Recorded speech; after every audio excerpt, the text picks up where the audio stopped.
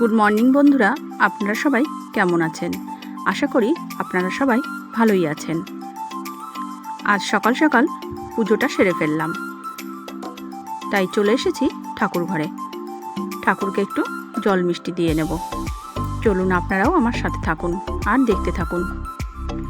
ঠাকুরের থালা গ্লাসগুলো আমি মেজে পরিষ্কার করে নিয়েছি, তাই গ্লাসে জল দিয়ে দিলাম। আর এদিকে শঙ্খটাতেও জল দিয়ে দিলাম।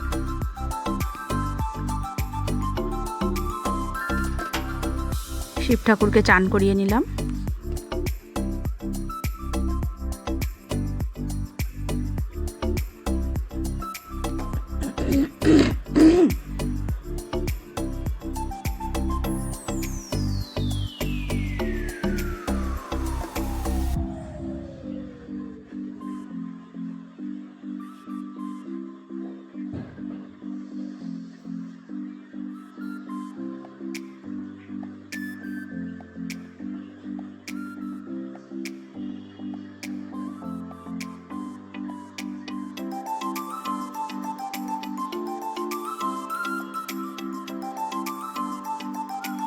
তারপর দেখতেই পাচ্ছেন আমি ঠাকুরের চরণে ফুলগুলো দিয়ে দিচ্ছি,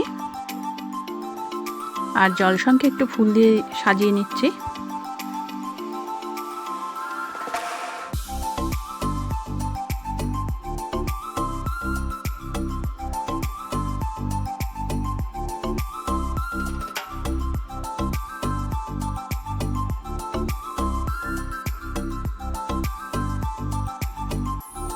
এখন কিন্তু বন্ধুরা এই সাদা ফুলগুলো পাওয়া যাবে অনেকটা করে, কারণ এই সিজনে এই সাদা ফুলগুলো খুব ফোটে। আর এই যে দেখতে পেলেন আমি যে ফুলটা দেখাচ্ছি, এই যে দুটো ফুল, এটা টগর ফুল বলে। এই গাছটা আমার ছাদে আছে, আর আমি সেখান থেকে প্রতিদিনই প্রায় 3 থেকে 4টে করে ফুল তুলতে পারি। মানে গাছে প্রতিদিনই প্রায় 3-4টে করে ফুল ফোটে। আজকেও দেখুন প্রায় 3-4টে ফুল তুলে নিয়েছি। আর এই টগর ফুলগুলোর কিন্তু হালকা একটু গন্ধ আছে, মানে ছাদে গেলে পাশে দাঁড়ালেই একটা সুন্দর মিষ্টি গন্ধ বের হয়, খুব সুন্দর লাগে কিন্তু গন্ধটা।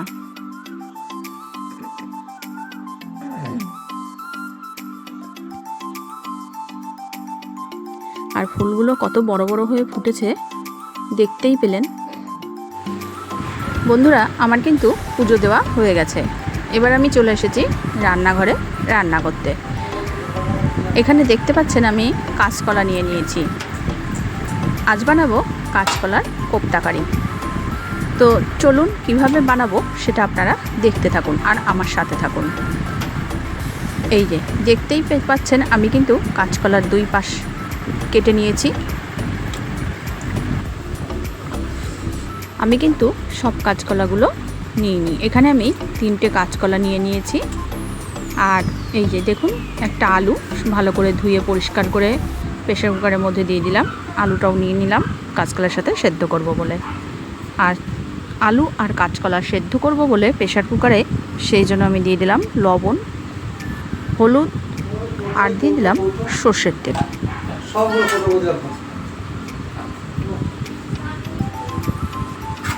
কাঁচকলা কিন্তু একটা কালো কষ বেরোয়, এগুলো দিলে পরে কাঁচকলা থেকে সেই কালো কষটা প্রেসার কুকারটাকে দাগ করবে না। সেই জন্য কিন্তু আমি তেল, লবণ আর হলুদটা দিয়ে দিলাম,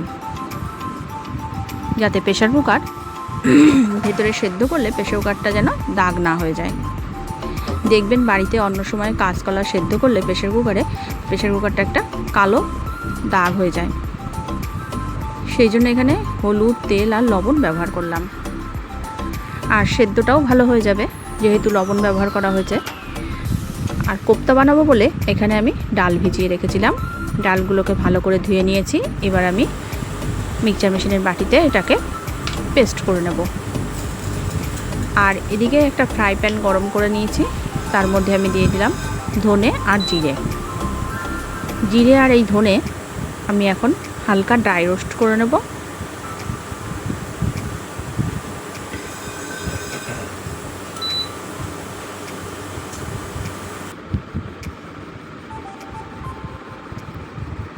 ভাজাটা আমার হয়ে গেছে। এরপর দেখতেই পেলেন একটা কড়াই বসিয়ে আমি তেল দিয়ে দিয়েছি। তেলটাকে ভালো করে গরম করে নেব। আর এদিকে আলু কেটে ভালো করে পরিষ্কার করে ধুয়ে নিয়েছি। আলুগুলো ওই তেলের মধ্যে দিয়ে ভালো করে ভেজে নিতে হবে। আলুটা ভাজতে ভাজতে আমি এর মধ্যে দিয়ে দেবো লবণ আর হলুদ।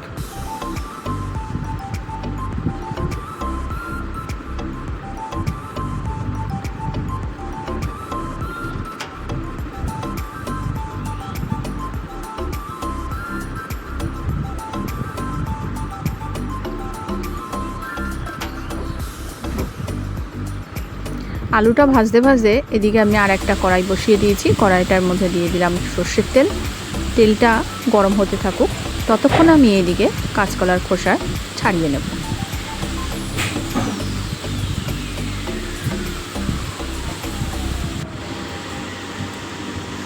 আর এই যে দেখুন, আমি মিক্সচার মেশিনের বাটিতে ডালটাকে পেস্ট করেছিলাম, সেখান থেকে 4 চামচ ডাল আমি এর ভিতরে দিয়ে দিলাম। এর ভিতরে দিয়ে মাখার জন্য আমি দিয়ে দেব হলুদ, শুকনো লঙ্কার গুঁড়ো,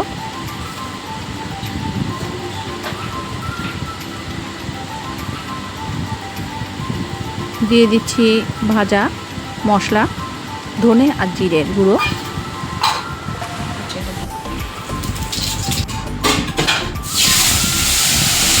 এবার আমি তেলটা গরম করে নিয়েছিলাম, সেই তেলের মধ্যে দিয়ে দিলাম গোটা জিরে সোমবার, তারপর দিয়ে দিলাম বেটে নেওয়া আদা, আর দিয়ে দিলাম পেস্ট করে নেওয়া টমেটো। এরপর আমি এর মধ্যে দিয়ে দিলাম লবণ, হলুদ,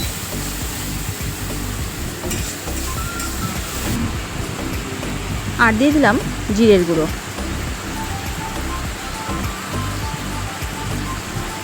এবার দিয়ে দিলাম শুকনো লঙ্কার গুঁড়ো।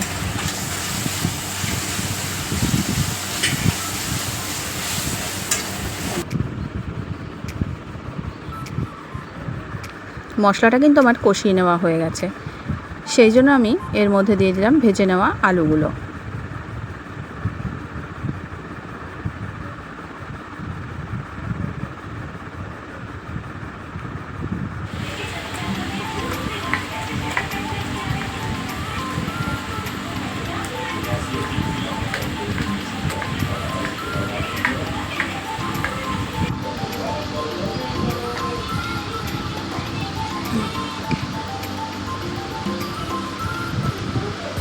আর এদিকে দেখুন, আমি কাঁচকলা আলু যেগুলো সেদ্ধ করে নিয়েছিলাম তার মধ্যে যে মশলাগুলো দিয়েছিলাম সেটা ভালো করে মেখে কোপ্তার আকারে তৈরি করে নিলাম।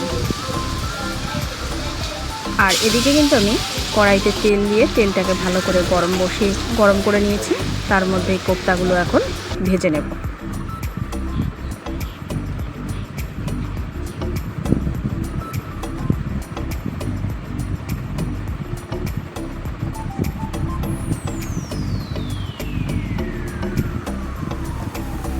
কোপ্তাগুলো এক পাশ ভেজে নেওয়া হয়ে গেছে, সেই জন্য আমি এখানে উল্টে দিলাম। আর এদিকে আমার মশলাটা কিন্তু কষিয়ে নেওয়া হয়ে গেছে। এর মধ্যে আমি দিয়ে দিলাম পরিমাণ মতো জল।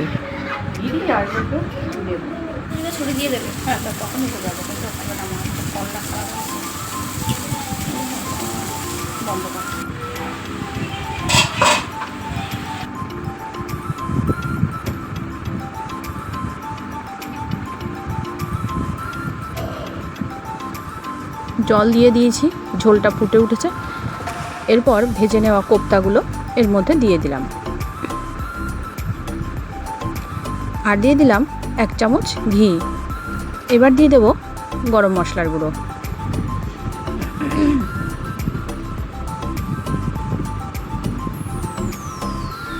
রান্নাটা কিন্তু আমার হয়ে গেছে, তাই এর মধ্যে ঘি আর গরম মশলা দিয়ে একটু ফুটিয়ে নামিয়ে নেব। এই যে দেখতেই পাচ্ছেন আমি রেসিপিটি তৈরি করেছি আর আপনাদের সাথে শেয়ার করছি। আপনাদের কেমন লাগছে আমাকে অবশ্যই কমেন্টে জানাবেন। আর আপনারা চাইলে বাড়িতে একটু বানিয়ে খেতে পারেন। খুব খুবই টেস্টফুল খাবার। আর অনেক সময় বাচ্চা কাচ্চা কিন্তু বাড়িতে কাঁচকলা খেতে চায় না, এভাবে রান্না করে দিলে তারাও কিন্তু খেয়ে নেবে। এটা বোঝাই যাচ্ছে না যে কাঁচকলার কোপ্তাকারি। ভিডিওটি এটুকুই।